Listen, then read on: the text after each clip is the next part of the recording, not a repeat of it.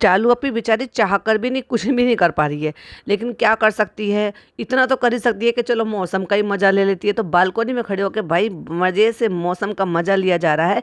और वो जो स्टोरी पोस्ट की है उसमें लगाई हुई है सूर्य रहमान। सूर्य रहमान जो है वो बहुत बहुत अच्छी जो है एक जो है सूरा है, उसको रोज़ाना पढ़ने की अगर आपने आदत डाल ली तो बहुत सारी चीज़ें आसान हो जाएगी। सूर्य मुल्क और सूर्य यासीन और सूर्य रहमान, ये तीनों सूरतें तो डेली पढ़नी ही चाहिए। तो बेचारी पूरी की पूरी चाहती है कि मैंने चाहे जो भी कर्म करे हों, लेकिन मेरा बच्चा वो नेक स्वालिहा हो। तो सारे सारे दिन जो है घर में ये दुआएं चला रही है, उसको दिन रात जो है जब वहाँ पे मौलाना अजान दे रहे हैं तो वो अजान सुनाई दे रही है। बच्चे को नेक स्वालिहा बनाना बहुत अच्छी बात है। और ये कहते भी हैं कि माँ जो होती है ना वो बच्चे का पहला स्कूल होती है, लेकिन माँ की चीज़ें जो है ना वो बच्चों में डेफिनेटली आती है, माँ बाप की चीज़ें बच्चों में डेफिनेटली आती हैं। तो आपको क्या लगता है कि जो ये फ़नी और चालू जो है कि क्या ये बहुत अच्छी औलादें हैं?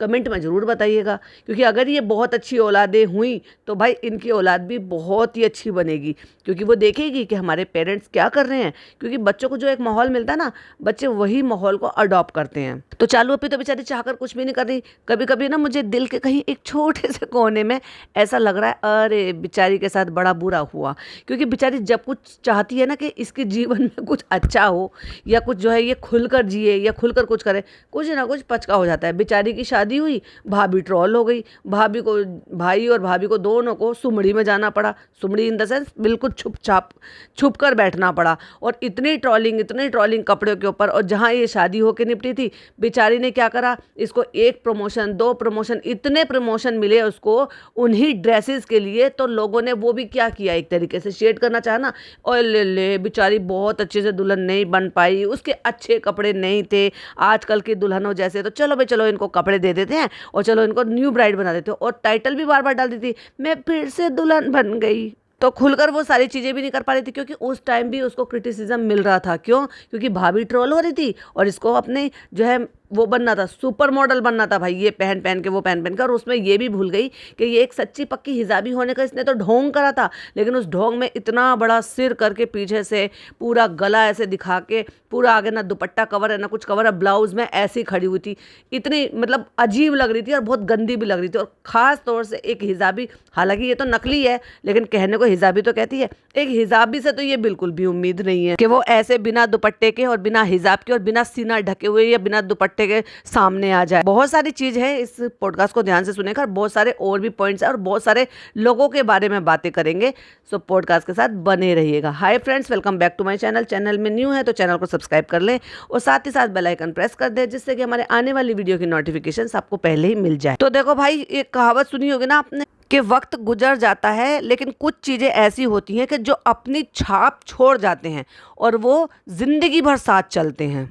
अब चाहे वो जनाब मैडम के साथ ले लो, जनाब मैडम ने कितना भी अच्छा काम करे हो, लेकिन इन्होंने जो कुछ चंद चीज़ें जो उन्होंने ऐसी ऐसी कर दी थी, उसकी वजह से बहुत सारे लोग आज भी इनको दिल से नहीं अपना पा रहे हैं, इनके ऐसे वक्त और हालात में भी कि लोगों का दिल नहीं पसीज रहा है, क्योंकि लोगों ने इनको ऐसे ऐसे कड़े शब्दों में बोलते हुए, बदतमीजी से पेश आते हुए देखा है। गेट लॉस्ट, तले जाओगे, ये करोगे वो करोगे, लेकिन ये भूल जाते हैं कि ये लोग इंसान हैं, क्योंकि इंसान की जो डोर है ना वो सिर्फ और सिर्फ अल्लाह ताला के हाथ में है, हमारे बनाने वाले के हाथ में है। वो कब किसके लिए डोर किसके हाथ में थमा दे या किससे क्या चीज़ें माफ़ी मंगवा दे या कब किसके सामने झुका दे, ये तो उससे बेहतर कोई नहीं जानता। लेकिन जब जनाब सामने आए और जनाब ने बहुत ही ऐसे एकदम नर्म स्वभाव से ऐसे लोगों के लिए बोला कि भाई इस वक्त जो है आप जो भी क्रिटिसिज्म कर रहे हो या जो भी कुछ बुरा भला कह रहे हो वो बाद में बोल लेना, लेकिन इस वक्त हमें दुआओं की बहुत ज़्यादा ज़रूरत है।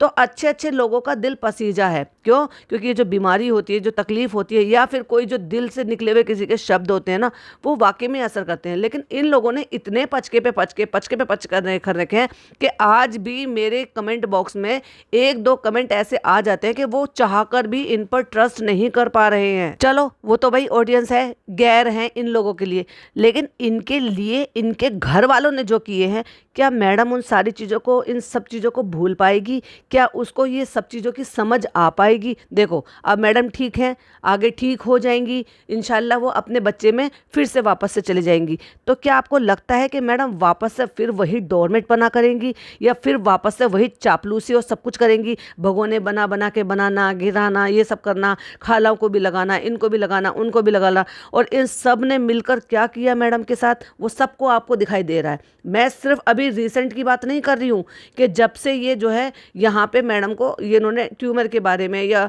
जो वो बीमारी है उसके बारे में बताया, तब से तो ये व्लॉग ही नहीं बना रहे। जब व्लॉग नहीं बना रहे तो हमें पता भी नहीं चलेगा।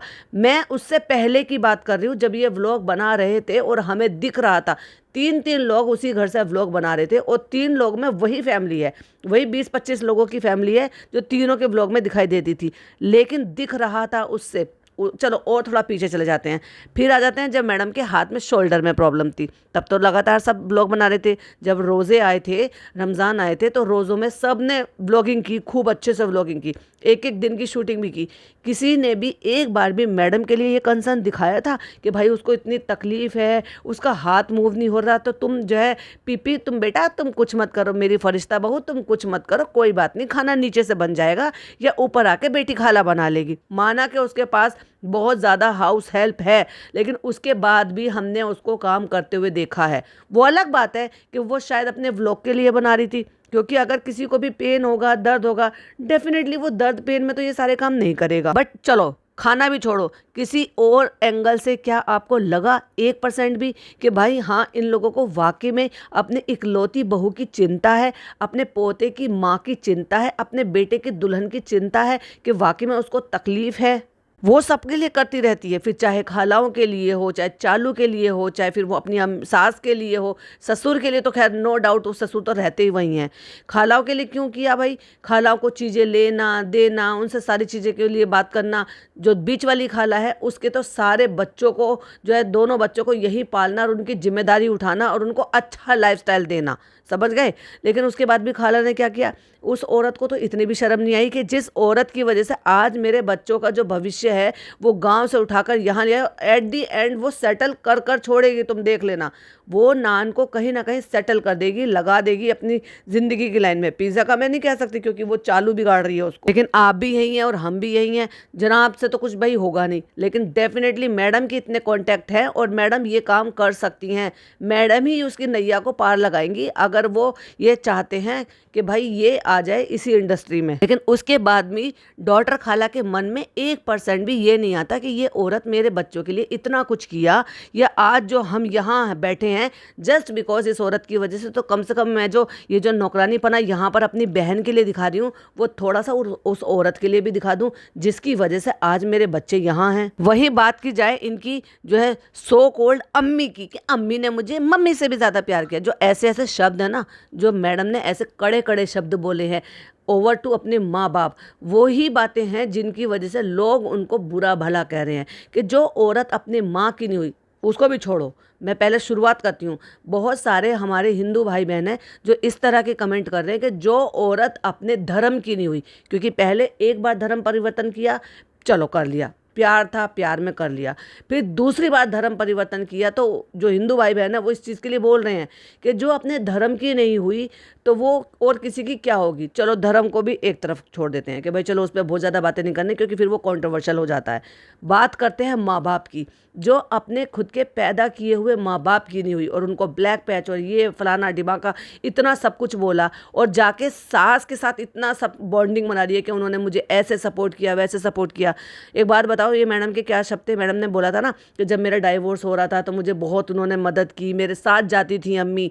तो अम्मी को लालच था भाई, लेकिन वो लालच अब निकल गया। मैंने आज एक वीडियो देखी और मैंने आज से पहले आपको जिक्र भी किया था, तो ऐसे नहीं है कि ये अब थॉट अभी था, ये था मेरे मन में कि मुझे इस पर डेडिकेटेड एक पॉडकास्ट बनाना है। क्योंकि वो रील जो वीडियो मैंने देखी वो तो मैंने देखी, लेकिन फिर से मुझे वो 2 दिन पहले फिर वो एक रील नज़र आ गई जिसको लोगों ने अब क्या कह के बताया कि अम्मी दुआ कर रही हैं मैडम के लिए। वो मैडम के लिए नहीं है, वो एक्चुअली तब की है जब कोविड फैल रहा था, माता जी को कोविड हो गया था, यानी कि अम्मी को कोविड हो गया था, तो वो रह रही थी भाई भाभी के घर में और चालू उनके पास आती जाती थी, बाकी पलटन नीचे थी। और उसके बाद जो इनके पापा जी थे वो थे एडमिट, और बेटा बहू ने वही हॉस्पिटल के पास ही में होटल रूम लेकर वहाँ रह रहे थे। वो 14-15 दिन तक घर नहीं आए थे। और इनको जब ये सेकंड टाइम, जब इनको ये जो अटैक आया था, इनके पापा सेकंड टाइम जब बीमार हुए थे, उस दौरान इतना रो रो के, इतना दिल से, वो दिल से रो रही थी क्योंकि उनको दुख था। उस टाइम तक थोड़ा लगाव था क्योंकि उससे पहले इनके पापा इनके पास ही रहते थे। तो जो बंदा साथ में रहेगा, पास में रहेगा, तो उससे ना चाहते हुए भी फिर भी लगाव, उसकी आदत तो रहती है ना। अब भाई 2 साल से, लगभग 3 साल से तो पापा ऊपर ही रहते हैं। जो बंदा पास में रहता ही नहीं है, धीरे धीरे करके उससे लगाव भी कम हो जाता है। अब दूर मत जाओ। मैं तो एक सिंपल सी बात बता रही हूँ, आज मैं ये सोचती हूँ कि कल को अगर मेरी परी की शादी हो जाएगी तो भाई मैं तो अकेली पड़ जाऊंगी। मैं क्या करूँगी? मैं तो बहुत चीज़ों पे उस पर डिपेंडेंट हूँ। इवन दिन भर में जब तक मैं उसके साथ बातें नहीं बना लेती हूँ तो मेरा दिन नहीं कटता है। वो कॉलेज चली जाती है 4-6 घंटे के लिए, जब वो आती है तो मुझे ऐसा लगता है अरे अब आ गई, चलो अच्छी बात है। तो मतलब मुझे लगता है कि हाँ अब वो आ गई है मेरे पास, तो मैं सोचती हूँ। लेकिन जब एक दिन उसकी शादी हो जाएगी, धीरे धीरे करके मुझे भी आदत पड़ जाएगी, जैसे मेरी अम्मी को हो गई, क्योंकि मेरी अम्मी भी हम पर डिपेंडेंट थी। हम तीनों बहनों की शादी हुई, सब बेटियों की होती हैं, लेकिन फिर धीरे धीरे करके माँ को सब्र आ जाता है। फिर ये सोचती है कि चलो बेटी जब आएगी, जब मिलने के लिए, जब मिल लेंगे उससे, मतलब उसको 1% में थोड़ा सा सब्र आ जाता है। जब बेटी दिन रात साथ में रहती है तो सब्र आ जाता है, लेकिन जब वो दूर रहने लगती है तो फिर ये उम्मीद रहती है कि चलो जब आएगी, जब मिलेंगे। वही इनके पापा और अम्मी का हाल है। तो लेकिन जिस टाइम उनके साथ रह रहे थे तो बड़ी रो रो के उन्होंने आंखों में आंसू भर कर, ये भी बिना देखे हुए कि भाई कैमरा है, रिकॉर्ड हो रहा है, इतने सारे लोग देखेंगे, रिश्तेदार भी देखेंगे, लेकिन क्योंकि वो दिल के आंसू थे उनके, और वो रो रो कर दुआ मांग रही थी कि ऐसे। मैं वो छोटी सी क्लिपिंग जरूर लगाऊंगी, प्लीज जरा आप स्क्रीन की तरफ देखिए। लेकिन उससे पहले मुझे आप सबको ये बताना था, और पापा भी आज आईसीयू से बाहर आ गए, लेकिन पापा की ज़्यादा तबीयत इस बार ख़राब हो गई थी, तो नीचे इसलिए हम लोग नहीं रह रहे हैं। हम लोग यहाँ पे भाई भाभी के घर पे हैं, क्योंकि मैं पहले हॉस्पिटल में थी, फिर अभी अम्मी को भी देखना ज़रूरी था क्योंकि अम्मी बहुत ज़्यादा टेंशन ले रही थी, और भाई भाभी ने कहा कि ऊपर रहो और नीचे बिल्कुल वो नहीं है तो अच्छा नहीं लग रहा है। और अम्मी की ये बात सुनो कि हमेशा आप लोगों ने साथ दिया है, हमेशा अंकल को अच्छा करके दुआ करके आप लाए हो, इस बार और अच्छे से दुआ करें। सब लोगों की दुआओं से अम्मा ठीक हो करके आ गई, मेरा बुखार ठीक हो गया। बस अम्मी की एक बात सुने कि पापा के लिए दिल से रो के सब चीज़ हमारा साथ दें, कि वो जैसे हर बार आपकी दुआओं से घर आ जाते ऐसे वो चल के अच्छे से आ जाए। बस यही दुआ है मेरी उनकी, जल्दी से वो। अब कल मेरी बात हुई थी उनसे ऐसी वीडियो कॉल पे, तो कहे बोले सितारा मेरा एक हाथ एक पैर नहीं उठ रहा है, तो हमें बहुत बुरा लगा। तो हम बस यही कहते हैं कि जल्दी से अल्लाह दुआ करो अल्लाह से कि अंकल ठीक हम हो लोग जाए भी, जल्दी मतलब से। अभी हम सोच भी नहीं सकते कि पापा को इस हाल में कैसे देखेंगे, लेकिन हमें इस बात का शुक्र है कि वो ठीक है। बस वो हमारे सामने लेटे भी रहेंगे तो हमें सुकून है। और बस वो और सोएब भी बेचारा आप लोग देखते हो 1 हफ्ता से घर नहीं आया है, कभी भाभी कभी अम्मा के पास, कभी पापा के पास, कभी अम्मा के पास। एक जान बेचारा वो पहले आप, फिर अम्मी की तबीयत खराब हो जाए। नहीं हमारी तबीयत ठीक है। तो चलो अभी स्माइल करके बोलो कि बिल्कुल हम लोग सब ठीक है। फ्रेंड्स, आप सबकी दुआएं जो हैं वो बहुत ज़्यादा लग रही हैं, काम आ रही हैं, सब कुछ ठीक हो रहा है। बस पापा भी बहुत जल्दी घर आ जाएंगे। भरोसा है तुम लोगों को, मुझे भरोसा है कि आप अंकल को ले आओगे ठीक करके, अल्लाह से दुआ कर करके। देखा आपने, ये होता है जब अपना कोई, अपने दिल के करीब वाला कोई, अगर कोई बीमार होता है, कोई परेशान होता है, तो आपके अंदर से दुआ निकलती है। फूट फूट कर रो रो कर ये कह रही हैं कि आप लोगों से हम दुआ कर रहे हैं, हम लोग जो है उम्मीद करते हैं, हम आपसे कह रहे हैं कि दुआ करो वो जल्दी से जल्दी ठीक हो जाए और आ जाए। लेकिन इतनी बड़ी बीमारी का सुनकर भी क्या घर में से किसी भी एक सिंगल मेंबर का ऐसी हालात हुए या ऐसी कंडीशन हुई? क्या अम्मी ने अब आके रो रो के गुहार लगाई? 2 व्लॉग तो आ गए ना चालू के इन सारी चीज़ों के बाद, डिलीवरी के बाद। क्या वो एक व्लॉग जो है, क्या एक स्टोरी या किसी भी तरह से कोई भी एक बंदा, दोनों खाला है, पिज़्ज़ा नान, छोड़ो नान को, पिज़्ज़ा किसी को भी, क्या इतनी सी भी ममता मोहब्बत नहीं थी कि एक बार आकर रिक्वेस्ट कर सके और कहे? वैसे तो जब छोड़ो भाई, उस बात को भी छोड़ो कि इन्होंने नहीं करी, लेकिन अब लोग ये कहेंगे कि भाई वो क्यों करें, क्यों ना करें, उसका रीज़न दो मुझे। जब जनाब का एक सॉन्ग रिलीज़ होता है, जब जनाब का कोई अच्छा काम होता है, टीवी पर लगा के पूरे खानदान को बिठा कर बैठ जाते हैं और हर कैमरे पे मुंह मार के, हर कैमरे पे मुंह मार के, हर कैमरे पे मुंह मार के कहते हैं कैसा लगा, कैसा लगा, कैसा लगा। इवन तुम्हें हंसी आएगी अगर आप वो व्लॉग देखोगे ना जिसमें इन्होंने रूहान का फेस रिवील किया था। तो फेस रिवील 3 महीने बाद करा और वो सब देख रहे थे रूहान को। उसके बाद कैमरे में पूछने के लिए हद तो देखो जरा, हद मतलब एक नेक्स्ट लेवल वाली हद थी। सबके मुंह पे कैमरा मार के पूछ रहे हैं कैसा लगा, कैसा लगा, कैसा लगा। तो पिज़्ज़ा ने कहा हम तो इंतज़ार कर रहे थे कि आप जल्दी से दिखाएं, फिर हम बताए अरे इंतज़ार कर रहे थे तो क्या तुम्हें भी नहीं दिखाया था फेस, तुम तो रोज ही देख रहे होंगे। तो जब इन सारी चीज़ों के लिए कैमरा मुंह पे मार मार के ओपिनियन लिए जाती है, पूछा जाता है, और जब अम्मी को खुद भी रो रो कर ये दुआ मांग रही थी जब इनके पापा बीमार थे, तो अपनी इकलौती और प्यारी बहू के लिए क्यों नहीं, जिस बहू से तुम्हारा आगे का ये जो वंश है ये सब चल रहा है, जिस बहू ने तुम्हें एक छोटी सी जगह से उठाकर इतने बड़े शहर में ले आई, ना केवल आपकी बेटी को अपने पैरों पे खड़ा कर दिया, ना केवल आपकी बेटी को इस लायक कर दिया कि आज वो उसको ये, मैं तो ये कहूँगी कि मैडम के लिए कहावत फिट होती है, मेरी बिल्ली मुझे ही मियाऊं, और जीना हराम कर रही है, बात बात में उनको शेड कर रही है और बेचारी बड़ी पछता रही होगी, बड़ी पछता रही होगी। तो ये क्लिपिंग दिखाने का मेरा पर्पस था और मुझे था कि मैं इसी टॉपिक पर वीडियो बनाऊं और आपके सामने दिखाऊं, क्योंकि कई सारे मेरे व्यूवर्स ऐसे हैं जो इनके व्लॉग्स नहीं देखते हैं, इनको फॉलो नहीं करते थे और मेरे पॉडकास्ट सुनते हैं। तो भाई मेरे को पूरा हक बनता है कि जो चीज़ें मुझे अटपटी लग रही हैं वो डेफिनेटली मैं आपके साथ शेयर करूँगी, उस टॉपिक पर तो बात होगा, क्योंकि हमारे तो चैनल का है ही नहीं, यही रिव्यू करने का ही है, तो जो भी टॉपिक होगा उस पर रिव्यू तो होगा ही होगा।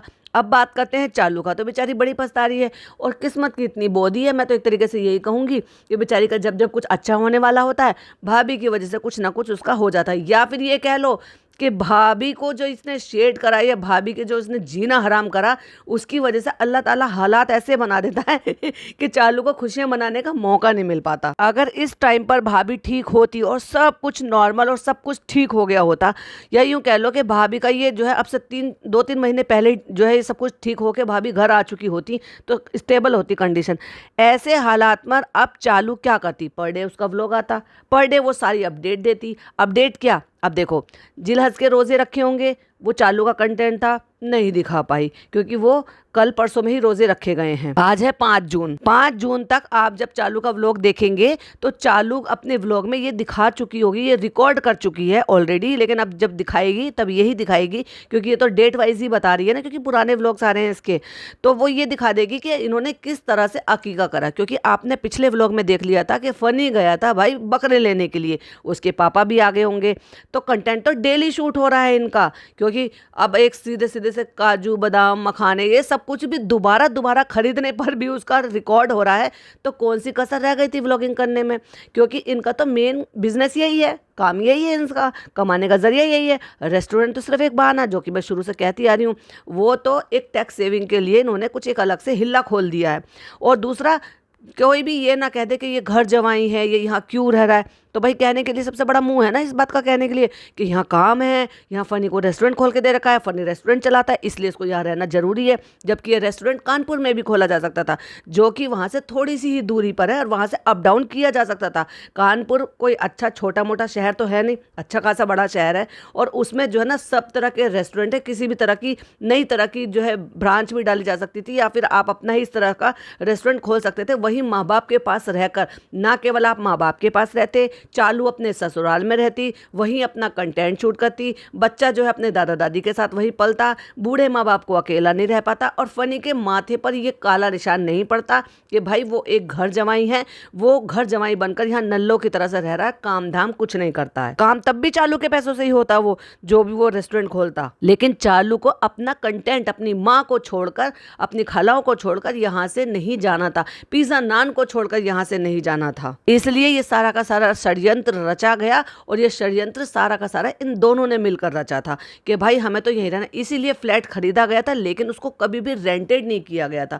क्यों? क्योंकि खुद रहने का प्लान था। और क्या कह रही थी, फ्रेंड्स हमने तो ना रहने के लिए बनाया ही नहीं था, भाभी ने ये बनाते। बातों बातों में इस बात में भी भाभी को शेड कर दिया कि भाभी ने रहने लायक नहीं बनाया था, भाभी ने ये कमी छोड़ दी थी, किचन हमारी छोटी थी, हमारा ये नहीं था, हमारी अलमारी नहीं थी प्रॉपर तरीके से रहने के लिए। तो भाई तूने प्रॉपर तरीके से रहने के लिए नहीं बनाया था, तो जिस कंडीशन में तूने खरीदा था उसी कंडीशन पे इसको किराए पे चढ़ा देती और हर महीने पैसे लेती रहती। अगर तूने सिर्फ प्रॉफिट के लिए लिया होता, नहीं, तूने रहने के लिए लिया था, क्योंकि तूने ये मकान को 1-1.25 साल खाली रखा जब तक तेरी शादी नहीं हुई, फर्निशिंग करा के। बट मजाल के तूने इसको किसी को 1 रात 2 रात ऊपर सोने के लिए भी भेजा। सारे पटरी बाजार की तरह से वहाँ पे बिछ के पड़े रहते थे ज़मीन पे जब इतनी सारी पब्लिक आती थी।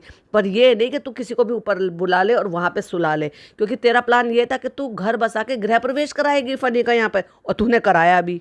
तो चालू का बेचारी का पर डे का कंटेंट ऐसे जाया जा रहा है भाभी की वजह से। अब क्या करें, किस्मत अब वही है ना, कर्मा। अब लोग कह रहे हैं कर्मा, तो भाई चालू का तो कर्मा ही है चालू का तो हर हाल में कर्मा है, क्योंकि हमने सबने अपनी आंखों से देखा है कि जब से 5 साल से व्लॉगिंग कर रहे हैं, 5 साल से तो भाभी ने जो करा है वो दिख रहा है, लेकिन उस 5 साल से पहले से जो भाभी ने किया है वो भी दिख रहा है, क्योंकि वो भी भाभी ने ही किया है। इन्होंने तो कुछ किया ही नहीं है, कभी भी अपने दम पर कुछ नहीं किया। भाभी को दिखा दिखा के बेचारी को झाड़ू पोछा करते हुए, ग्लव्स पहन के साफ सफाई करते हुए, भाई को बर्तन धोते हुए, ये सब दिखा दिखा के अपना चैनल चमका लिया। और जब आज अपनी कोई एक थोड़ी सी वैल्यू बन गई है तो भाई उसी भाभी को फन दिखाने लगी है ये। और खुद के कर्म ऐसे हैं दोनों मियाँ बीवी के, एक अपने माँ बाप को छोड़ के आ गया, एक अपने भाई भाभी की सगी नहीं होती, अपने माँ बाप की सगी नहीं होती, उसको सिर्फ और सिर्फ अपने पैसों से कम जो है वो मतलब है, क्योंकि पैसों के चंद 1-2 हज़ार 2-3 हज़ार के सूटों के लिए वो अपनी माँ को क्या क्या कैसे कैसे करके दिखाती है, बताती है। वो भी कंटेंट है, लालच ही है। और वो तो इसकी जो मामू की बेटी है ना, वो चुकैया, वो बात बात पे इसको इसलिए तो शेड करती रहती है कि भाई पैसों से दिखा दिखा के। और यही तो फंडा है चालू का फंडा क्या है कि भाई वो पहले लोगों को जो है चंद पैसों की चीजें देती है, फिर उनसे लाखों करोड़ों रुपए छाप लेती है। तो शुरुआत जो की थी ना उसने ये सब कुछ करने से अपनी माँ से शुरुआत की थी। उसकी जो पहला जो ये कह लो ना कि पहला जो कैंडिडेट था वो उसकी माताजी थी, क्योंकि उसको बहुत अच्छी तरीके से पता है कि इसकी माताजी एक नंबर की लालची है और उस लालच में वो सारे काम कर लेगी। और उसी लालच में उसने धीरे धीरे करके अपनी बहू को पीछे छोड़ दिया और बेटी के जो है टीम में हो गई। के बाद धीरे धीरे मैनिपुलेट करके पिज़्ज़ा को उसने भाभी की टीम से निकाला और अपनी टीम में शामिल कर लिया। लेकिन नान वो भाई शातिर निकला, या फिर यूँ कह लो कि थोड़ा सा समझदार और मैच्योर निकला। उसको पता है कि चालू की टीम में रह के चालू से पंगा नहीं लेना है, लेकिन एक्चुअली में बिहाइंड द सीन हम मुझे किसको सपोर्ट करना है, वो मुझे भाभी को सपोर्ट करना है और भाई भाभी के इन्फ्लुएंस में रहना। भाई भाभी ने कहा है ना तो ना, भाई भाभी ने कहा है हाँ तो हाँ। लेकिन चालू को भी कभी किसी चीज़ के लिए ना नहीं बोला, लेकिन बात में जब चालू को समझ में आ गया कि भाई ये तो नान जो है ये थोड़ा अलग टाइप का है, तो उसने धीरे धीरे करके उससे भी दूरियां बना ली। क्योंकि उस नान की वजह से ही भाई भाभी ने बहुत सारी चीज़ों में, एक्चुअली भाभी ने तो नहीं लेकिन भाई ने बहुत सारी चीज़ों के लिए चालू को बोला। क्यों? क्योंकि पिज़्ज़ा की ज़िंदगी तो वो ख़राब कर चुकी है और पिज़्ज़ा से उसे खास ज़्यादा मतलब है भी नहीं वैसे भाई को, उसको मतलब है अपने भाई से। क्योंकि जब बड़ा चौड़े हो जाते हैं, सीना चौड़ा हो जाता है, जब उनके कंधे पे हाथ रख के ऐसे खुश होते हैं कि देखो मेरे बराबर का हो गया मेरा स्मार्ट भाई, या यूँ कह लो कि मेरी फसल बड़ी हो गई है जिसको मैंने सींचा है। तो कहीं ना कहीं दिल के किसी कोने में से मुझे चालू के लिए थोड़ा सा लगता तो है, अले ले बेचारी ने इतना लंबा जो है इंतज़ार किया, खुश हो रही थी, इतने सपने बुने होंगे ये 6-7-8-9 महीनों में, इतने सारे व्लॉग देखे होंगे, ऐसे करूँगी वैसे करूँगी। अब तक नाम भी रख लिया गया है, अकीका भी हो गया है और मुसलमानी भी हो गई होगी, क्योंकि इनको भी ये है कि बच्चा हेल्दी है, बच्चे को जो है अल्लाह का शुक्र है कोई ऐसी प्रॉब्लम नहीं है, अच्छा खासा हेल्दी बेबी है। तो जब बेबी हेल्दी होता है तो उसकी मुसलमानी करा लेने में कोई बुराई भी नहीं, क्योंकि कहते हैं ना छोटे बच्चा होता है जितना छोटा होता है वो सोने में ही टाइम निकाल देता है, तो आसानी रहती है। तो ये सारे काम भी वो लगभग करा चुकी है और आज तो वो बैठकर भाई वहाँ हो सकता है मुंबई में बारिश हुई हो, क्योंकि यहाँ तो नहीं हुई है, लेकिन वो मौसम का लुत्फ उठा रही है। और कामचोर इतनी है कि इस अपने खुशी के खुमार में उसको रत्ती भर भाभी की फिक्र नहीं है। भाई अपनी एक सगी भाभी की जो मतलब उसको प्रॉब्लम है, अपने पापा के लिए दिन रात दुआओं के लिए, अपने लिए दिन रात दुआओं के लिए कहते थे दुआओं में याद रखना, दुआओं में याद रखना। एक कामचोर ने जो भाई ने स्टोरी रीशेयर की है, उसी स्टोरी को जो भाई ने स्टोरी लगाई थी ना, ये अपडेट दी थी कि भाई ऐसे ऐसे हो गया है, 14 घंटे जो है ऑपरेशन चला है, ये है वो है, तो उसी स्टोरी का स्क्रीनशॉट लिया, उसको रीशेयर भी नहीं करा, रीशेयर करने की बजाय स्क्रीनशॉट लिया, उसमें टाइम वगैरह भी सब आ रहा है, वाईफाई का साइन भी आ रहा है, और उसी को रीशेयर कर दिया सिर्फ और सिर्फ दुआओं के सिंबल बना के, दुआओं के स्टिकर लगाकर, दुआ मांगते हुए हाथों का। थोड़ा लिख तो देती, थोड़े से एफर्ट तो कर लेती, कोई 1-2 शब्द ऐड कर देती कि भाभी के लिए दुआ करना प्लीज, सब दुआओं में शामिल रखना। लोगों ने रील बनाने में हक अदा कर रखे, झूठी मूठी रील बना रहे हैं। झूठी मूठी रील कैसे? कि जो कुरान खानी घर में हुई थी, जब इनकी घर की बिस्मिल्लाह हुई थी, उसको बिस्मिल्लाह कहते हैं जब घर में आप शिफ्ट हो जाते हो, हमारे यहाँ तो उसको घर की बिस्मिल्लाह कहते हैं बहुत सारी जगह। हमारे हिंदू भाई बहन में गृह प्रवेश कहते हैं या फिर इनॉग्रेशन कह लो, तो जब वो घर में ऐसे बिस्मिल्लाह होती है तो उस टाइम पे जो ना कुरान खानी रखी जाती है नए घर में, ताकि अच्छे से अल्लाह का नाम लिया जाए, मतलब ये सब तरह कराने के लिए। तो वो उस दौरान की हुई जो कुरान खानी थी, या जो अभी इन्होंने बीच में भी कुरान खानी अपने भी कराई है भाई भाभी ने, उनकी क्लिपिंग ले लेके जिसमें रूहान बेबी भी बैठा हुआ था और जो है दिखा रहे हैं, और वो क्लिपिंग जोड़ रखी है जो अम्मी रो रही हैं और ये कह रही हैं दुआ करो और वो जल्दी से ठीक हो जाए और हमारे बीच में आ जाए, उनके लिए दुआ करो, बस हम आपसे दुआ मांगने के लिए कह रहे हैं, और बुरी तरह से बेजार रो रही हैं। उन क्लिपिंगों को जोड़ जोड़ के ये कहा जा रहा है कि मैडम के लिए दुआ मांग रही हैं। जो चीज़ें हमें तब देखने को मिली थी वो चीज़ें अब हमें भाभी के टाइम पर क्यों देखने के लिए नहीं मिली? क्यों इतना ठंडा था सबका रिएक्शन? क्यों नहीं दुआ मांगी गई थी? क्यों नहीं कुरान खानी रखी गई थी? क्यों नहीं दिखाया गया था? क्यों नहीं कम्युनिटी लगाई गई थी बार बार? क्या चालू सारे काम कर रही है, स्टोरी पोस्ट कर रही है, सब कुछ कर रही है बैठे बैठे। फनी जो है अपने रेस्टोरेंट की स्टोरी पोस्ट कर रहा है, क्या उससे बार बार 2 शब्द लिखे नहीं जाते कि भाभी के लिए दुआ करो, भाभी के लिए दुआ करो? ये छोटी छोटी सी चीज़ जब आप लोग आपकी नोट करते हैं, क्यों? क्योंकि तुमने ही तो उन लोगों को आदत डाली है। एनीवे, मेरा कहने का मतलब यही था और मेरा पॉडकास्ट बनाने का मतलब भी यही था कि मैडम ने इन घर वालों के लिए बहुत कुछ किया, और जो कुछ किया वो वाकई में अपने डेडिकेशन के साथ अपने दिल से किया, और इतना किया कि उस करने के चक्कर में अपने खुद के माँ बाप को बहुत पीछे कर दिया। आज पापा के लिए लोग बातें उठा रहे हैं कि दिखा नहीं रहे। चलो अब नहीं दिखा रहे होंगे क्योंकि अब ये व्लॉगिंग ही नहीं कर रहे, तो एवरी टाइम का हमें देखने के लिए भी नहीं मिलेगा। आए होंगे भाई, कोई भी बाप नहीं रुक पाएगा। मम्मी तो खैर पास में रहती हैं, कोई भी ऐसा होगा अगर वो यहाँ है, इंडिया में है, बाहर भी होगा, तो भी इतनी बड़ी बीमारी सुनने के बाद अपनी बेटी की कोई बाप नहीं रुक पाएगा। डेफिनेटली वो आए होंगे, लेकिन वो अब आए होंगे, पर इससे पहले साल भर हो गया, वो तो साल भर से मिसिंग है। मैडम ने कभी दिखाया ही नहीं, कभी वीडियो कॉल पे नहीं, कभी कॉल पे बात करते हुए नहीं। अभी एनिवर्सरी गई मैडम की, फिर बर्थडे गया, सब कुछ गया, इस बीच में हमें साल भर पापा जी बिल्कुल भी नहीं दिखाई दिए। तो ऐसा क्यों हो जाता है कि बीच बीच में कभी तो इनकी मम्मी जो है ना बिना वजह की भी गायब हो जाती थी। अब तो खैर साल भर से 2 साल से यही रह रही हैं, जब से ये प्रेगनेंसी में यहाँ आई, अब तो शिफ्ट यहीं करा दिया है, नहीं तो मम्मी बिल्कुल गायब हो जाती थी, और पापा तो बीच बीच में कई महीने के लिए गायब हो जाते हैं। तो इसी फैमिली के लिए अपने माँ बाप को इग्नोर किया। वो एक अलग चीज़ है कि चलो भाई ससुराल वालों में हो गया है, ये ससुराल वालों के साथ लड़की खुश है तो उसने ससुराल वालों को ज़्यादा प्रायोरिटी दे रखी है, वो एक अलग चीज़ है। लेकिन अपने ही माँ बाप को इस बुरी तरीके से शेड करना, सरेआम दुनिया के सामने आके ये सब कुछ बोलना, ये बहुत गलत था। ओवर द ससुराल वाले के मतलब अपने माँ बाप के ऊपर जाके अपने ससुराल वालों को इतना करना। मैं ये नहीं कह रही कि अब मैडम को जो है ना ये सब कुछ नहीं करना चाहिए, लेकिन उतना करना चाहिए जितना तुम्हें सामने वाले से मिल रहा है। सामने वाले की वाइब देख लेनी चाहिए। ये सो कॉल्ड वाइब शब्द मैडम का ही है ना, तो वाइब देख लेनी चाहिए कि सामने वाला तुम्हें उतना दे रहा है या तुमसे बच रहा है, तो ये समझ जाना चाहिए। अब ये सब कुछ हो गया, लेकिन इस बीच में इन 2-3 महीनों के बीच में जो हमें देखने को मिला, या जो हमें मैडम के प्रेगनेंसी के टाइम में देखने को मिला, क्या उस बात को कोई डिनाई कर सकता है? अब क्यों कंपैरिजन हो रहा है चालू के साथ? इसलिए तो हो रहा है क्योंकि इन लोगों ने ये दिखाया, और मैडम का तो पीरियड निकल गया, वो पीरियड भी निकल गया, प्रेगनेंसी कंप्लीट हो गई, बेबी डिलीवर हो गया, फिर बेबी 2-3 महीने से 4-6 महीने का हो गया, 4-6 महीने से साल भर का हो गया, साल भर से 2 साल का हो जाएगा, अब इसी महीने 2 साल का भी हो जाएगा।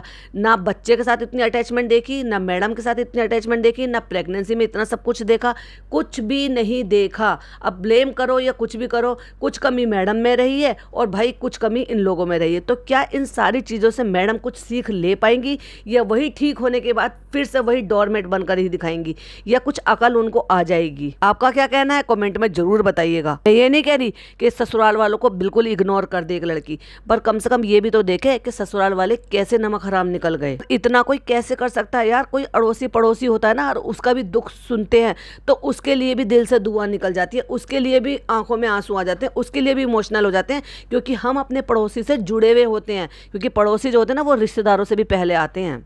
मेरी गली में मैं नीचे वॉक करने के लिए जाती हूँ, जो भी मुझे गली वाली कोई भी दिखाई देती है, क्योंकि हमारी गली में 16-17 मकान है और गली बंद है, लेकिन जब भी निकलती हूँ ना हमेशा अक्सर पूछते रहते हैं। अब तक भी 1 महीना होने को आया, अब तक भी पूछते रहती है, परी की मम्मी आप ठीक हो, परी की मम्मी आप ठीक हो। तो ये होता है हमारे पड़ोसी का होने का। और भाई ये एक इनकी ऐसी फैमिली है, सारे के सारे नमक हराम, मतलब चालू के पीछे इतने पागल हो गए हैं, इतने पगला गए हैं कि अपना असली रिश्ता भी भूल गए हैं कि एक्चुअली हमारा असली रिश्ता किसके साथ है।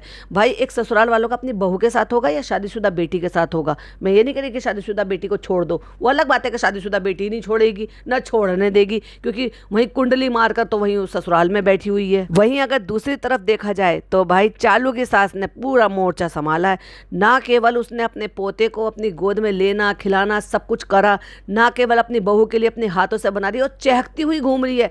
इसको कहते हैं दादी का प्यार। फूली नहीं समा रही वो। काश ये जो माहौल ये वाला ना होता, फिर देखते हैं इनकी खुशी का ठिकाना। ये क्या क्या करके दिखाता। नेम रिवील में इतना ग्रैंड सेलिब्रेशन होता, वेलकम में जब बेबी का वेलकम हुआ था ग्रैंड सेलिब्रेशन होता, सब में बट्टा लग गया। क्या करे, वो कर्मा भी होता है। एनीवे जब चालू का व्लॉग आएगा तो हमें ये सारी चीज़ें देखने के लिए मिलेंगी जो हो चुकी हैं, लेकिन वो रुकी हुई है। पर अब मुझे ये नहीं लग रहा, मुझे लगा था कि भाई की अपडेट देने के बाद शायद चालू अपना पुराना कंटेंट डाल दे, पर हो सकता है थोड़ी सी शर्म उसके कहीं ना कहीं अभी बाकी हो, और इसके चलते हुए कि मैं अगर व्लॉग डाल दूंगी उसमें खुशहाली दिखाएंगे, हम ये सब कुछ दिखाएंगे, तो लोग ये कहेंगे कि अभी वो हॉस्पिटल से घर भी नहीं आई है और ये अपना कंटेंट डाले। तो हो सकता है इस वजह से बेचारी को और ज़बरदस्ती का रुकना पड़ रहा हो। तो ये जो व्लॉगर्स होते हैं ना, इनके रिश्ते ऐसे ही होते हैं। तो ये तो इनकी बात हो गई। अब बात करते हैं यहाँ पे जो हमारी फ्लैपी मैडम है। फ्लैपी मैडम अभी कुछ दिन पहले, यानी कि अभी परसों उनका एक व्लॉग आया था, तो वो गई हैं अपने ससुराल। क्यों ससुराल गई हैं? अब उनका अचानक से माइंड डाइवर्ट हो गया है कि मेरे बच्चों का उन्हीं पेरेंट्स को, उन्हीं माँ बाप को, उन्हीं सास ससुर को बुरा भला कहते हुए उनका मुँह नहीं दुख रहा था। हालांकि अपनी गलती भी एक्सेप्ट की कि मुझे ऐसा नहीं करना चाहिए था, मुझे अपने सूरज जी के लिए जो है वो रिकॉर्डिंग वायरल नहीं करनी चाहिए थी, मुझे कहीं ना कहीं गिल्टी फील हो रही है। लेकिन अब उनकी दिमाग में अचानक से पता नहीं क्या उठा और उनको लगा कि मुझे उनकी जो मेरी बच्चियां हैं उनको उनके दादा दादी से मिलाना चाहिए।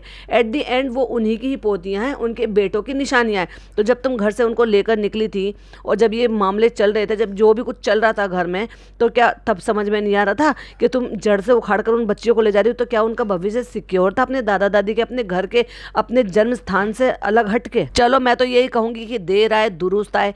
अभी भी देर नहीं हुई है, बना के रखे। तो मुझे ऐसा लग रहा है कि एक्चुअली ये मन की जो आवाज़ नहीं है, ये कहीं ना कहीं जो है ना कुछ और प्लानिंग है, जो मुझे ऐसा लग रहा है। आपको भी ऐसा लग रहा है? अगर आप फॉलो करते हो उनको और आपने वो व्लॉग देखे हो तो प्लीज़ कमेंट में ज़रूर बताइएगा, क्योंकि अब मुझे ऐसा लग रहा है कि ये अब हक जताने वाली बात है कि अगर मैं टाइम टू टाइम बच्चियों को उनके दादा दादी से मिलाती रहूँगी तो उनके भी माइंड में यही रहेगा कि हमारी पोतियाँ हैं, आ रही हैं, और उनका हक कहीं नहीं जाएगा। कहीं ना कहीं मुझे ऐसा लग रहा है कि उनको लग रहा है कि उनका हक जो है ना, कहीं ऐसा ना हो कि वो जो लड़की वहाँ पर रह रही है वो ले लेगी। और इसके सबके चलते हुए मैंने जो देखा, जो मेरा नज़रिया कहता है वो ये था कि मुझे वो बिल्कुल भी किसी भी एंगल से ऐसे नहीं लगे कि बहुत ज़्यादा खुश हैं इनके आने से। पोतियों को देखकर वो बहुत ज़्यादा खुश थे, और लेकिन मुझे कहीं ना कहीं लगा कि कहीं शॉक्ड थे वो, कि मतलब उनके दिल में से वो जो चीज़ें हैं, वो जो बातें हैं, वो जो गुबार है, वो निकला नहीं है। तो इसलिए, और दूसरी बात, मैडम ने क्या दिखाया, वहाँ से निकली हैं और गाड़ी में बैठ के कहती है बहुत तेज़ भूख लग रही है, अब हमें खाना खाने जाना है, बहुत तेज़ भूख लग रही है। 4 बज गए हैं, सुबह के हम 8 बजे निकले हुए हैं और अब 4 बज गए। तो जता दिया है कि मैंने एक दिन पहले व्लॉग डाला था और मैंने बता भी दिया कि हम दादा दादी से मिलने के लिए आ रहे हैं, और उसके बाद भी उन लोगों ने हमारे लिए खाने का इंतज़ाम नहीं किया और हमें सास ससुर के घर से भूखा आना पड़ा। तो ये शेयर करने वाली बात है, ये दिखाने वाली बात है? ये बात कहने की क्या जरूरत थी भाई? जितनी चीज़ तुम दिखाओगे उतनी चीज़ लोग देखेंगे। अगर तुम रिकॉर्ड ही नहीं करोगे तो पता भी नहीं चलेगा कि तुमने खाना खाया है या नहीं खाया है। लेकिन अगर तुमने वही शब्दों में ये बोल दिया है कि हम तो सुबह के 8 बजे के निकले हुए थे, अब तो बहुत तेज़ भूख लग रही है, इसने तो अपनी बेटियों के लिए कहती, इसने तो फिर भी वहाँ पर दूध पी लिया है, आम खा लिया है, चलो हम कहीं बैठकर खाना खाते हैं। और फिर वहीं कहीं रेस्टोरेंट में बैठकर इन्होंने खाना खाया, तो दिखा दिया वहाँ पर। वहीं अगर दूसरी बात की जाए तो वो जो लड़की है उनके यहाँ पे रह रही है अंशु, वो बहुत बहुत खुश लग रही थी और बच्चियों के साथ बहुत से खेल रही थी। उसको तो ऐसा लगा कि पता नहीं मुझे क्या मिल गया। दादी एकदम से खुश थी, दादा पोतियों को देखकर बहुत ज़्यादा खुश थे, लेकिन कहीं ना कहीं उनके चेहरे पर वो उदासी भी दिखाई दे रही थी कि जो हालात थे वो सही नहीं थे, उन चीज़ों को वो भुला नहीं पाए हैं। तो वही अगर बात की जाए तो लोगों ने इस चीज़ को देख कर कि भाई अब वो जो फ्लैपी मैडम है वो तो आ गई हैं वहाँ पर अपने बच्चों को लेकर और दिखाने के लिए, देख लो वो वो कितनी अच्छी है, फिर भी दादा दादी से मिलाने के लिए आ गई है, और ये लड़की ऐसी है, वो लड़की ऐसी है, जो भी है उसको बुरा भला कह रहे हैं। तो आज मैंने अंशु की वीडियो देखी जहाँ पर वो इनडायरेक्ट वे में, मुझे जो ऐसा लग रहा था वो फ्लैपी मैडम के लिए ही टारगेट था कि किसी को बुरा लगे, अगर बुरा लगता है तो हमारे घर मत आओ, हमारे व्लॉग मत देखो, हमसे वास्ता मत रखो, हमारे पास मत आओ। ये बोला क्लियरली, हमारे पास मत आओ अगर किसी को बुरा लगता है। लेकिन अंशु को किसी को भी बुरा भला कहने का कोई अधिकार नहीं है। ये मेरी बच्ची है और ये जिंदगी भर मेरे साथ ही रहेगी यहाँ पर। तो कहीं ना कहीं वो लड़की बहुत दुखी थी। तो वहीं जो उनके फ्लैपी मैडम के जो वो थे सास ससुर थे, उन्होंने उस बच्ची को बहुत ज़्यादा प्यार किया। आखिरकार देखो अब उसकी इंटेंशन कैसे भी समझ लो, लोग कह रहे हैं कि वो भी पैसे के लालच में आई है, वो कह रहे हैं कि ये जो है हक जताने के लिए आई है, क्योंकि अब तो वो पोतियों को लेकर चली गई हैं, तो अब उनकी जायदाद जो है वो कोई नहीं देता अपनी जायदाद किसी को भी। जो बच्चों का अधिकार है ना वो कहीं जाने वाला नहीं है। और वो इनके ससुर ने साफ क्लियरली बोल भी दिया है कि जो मेरे बच्चों का है वो उसके बच्चों का है, क्योंकि जो मेरे बच्चों के बच्चे हैं उनका जो अधिकार है जब वो वैलिड होगा तब वो उनको मिल जाएगा, वो किसी और को कैसे मिल जाएगा। लेकिन उसके बाद इंसान ही तो है। तो ये है इन व्लॉगर्स के अंदर की बात। वहीं अगर दूसरी बात की जाए तो भाई वो जो सुमित महल जी हैं, और एक और हमारी जो है एक मैडम है जो बड़ी अपने आप को जगत देवी समझती हैं, वो भी बहुत इंसाफ की देवी एक्चुअली उनका नाम रखा गया है, उनकी एक अलग ही कंट्रोवर्सी चल रही है। वो एक ब्लेम गेम खेल रहे, एक दूसरे को स्ट्राइक दे रहे हैं, ये दे रहे हैं। तो सुमित महल जी ने जो कस कस के जवाब दिए ना भाई, जवाब कमाल के हैं। वो कहते हैं, उनके एक डायलॉग है कि भाई मैं अब चोटी वाला बाबा नहीं रहा कि मैं सब चीज़ सुनकर ले लूँगा, आप मुझे 4 दोगे मैं आपको 10 लौटा कर दूंगा। भाई मुझे तो बड़ा अच्छा लगा। उस पर डेडिकेटेड पॉडकास्ट बनाऊंगी अगर आप कमेंट करेंगे, क्योंकि मुझे बड़ा अच्छा लगा उनकी वीडियो देखकर, जिस तरह से उन्होंने सामने आकर बोला। उन्होंने स्ट्राइक दी, वो लाजमी था। क्यों लाजमी था? क्योंकि किसी ने उनके कंटेंट को टोटल कॉपी किया हुआ था, अपलोड किया हुआ था। तो यूट्यूब के साथ जिस प्लेटफॉर्म पे आप काम कर रहे हो उसके साथ भी तो ये बेईमानी है ना। पहले जो व्लॉगर है उसके कंटेंट का पैसा देगा यूट्यूब, फिर तुमने उसको जो है रीयूज़ करके अपलोड कर दिया, फिर उस कंटेंट का पैसा देगा यूट्यूब। तो वो तो भाई उसके साथ भी तो चीटिंग है। दूसरी बात, चलो आपने बना लिया, तो वो जो हमारी इंसाफ की देवी है ना, वो कहती है मैं तो किसी को स्ट्राइक नहीं देती, कोई मेरा कंटेंट यूज़ कर ले। चलो ठीक है, आपने मान लिया, कर लिया। लेकिन अगर कोई आपके नाम की आईडी बना के या आपके नाम से किसी और से पैसा ले रहा है तो क्या आप उसको बख्श दोगी? तब भी आप कोई एक्शन नहीं लोगी? यही किया है उन्होंने, जो महल जी हैं उन्होंने यही किया है, क्योंकि उनके नाम से लोग पैसा ले रहे हैं, प्रमोशन कर रहे हैं और न जाने क्या क्या स्कैम कर रहे हैं। उसके चलते उन्होंने पहले 4 दिन पहले वीडियो बनाई थी और फिर ये कहा था कि जो भी मेरा कंटेंट डाल रहे हैं, मेरे नाम से आईडी बना रहे हैं, उन सबको हटा लो, वरना एक एक करके मैं सबको स्ट्राइक दूंगा। और एक को नहीं, उन्होंने बहुत सारे लोगों को बल्क में स्ट्राइक दी है। जो कंटेंट यूज़ होता है वो हमारे पास एक टूल होता है जिसमें पता चल जाता है कि 10%, 5%, 20%, 100%, 100% कितना परसेंट आपने किसी का कंटेंट यूज़ किया है। तो उन्होंने जो स्ट्राइक दी, कोई गलत काम नहीं किया, उन्होंने सिर्फ और सिर्फ अपने अधिकार का यूज़ करा है। वो अलग बात है कि लोग ये कहते हैं कि भाई तुमने तो ऐसा समझा था वैसे, तो भाई कोई महान नहीं है। अगर उनके नाम की वजह से कोई और, आप किसी गरीब को, किसी भी जो है कोई मिडिल क्लास को आप धोखा दे रहे हो और उनसे पैसा हट रहे हो, तो कोई ऐसे कैसे चुप रह सकता है? उनके चलते चलते फिर एक और कंट्रोवर्सी घूम के आ जाती है जगत भैया पे। फिर भाई जगत भैया जो है ना, उनकी भी किसी के साथ कंट्रोवर्सी चल रही है, फिर वो स्ट्राइक देने पे आ गए। फिर वो ऐसा स्ट्राइक का माहौल चल रहा है कि ये ऐसा लग रहा है वाईटी नहीं हो गया है, स्ट्राइक का वाईटी हो गया है। एक के बाद लोग एक दूसरे को स्ट्राइक दिए जा रहे हैं। और स्ट्राइक देने से याद आया, स्ट्राइक देने में तो ये हमारी चालू मैडम जो है ये भी कुछ कम नहीं है, बड़ी महान है भाई। न जाने कितनों के चैनल उड़ाए हैं इन्होंने। इन्हीं को कहते हैं 900 चूहे खा के बिल्ली हज को चली। तो ये चल रहा है आजकल वाईटी पर।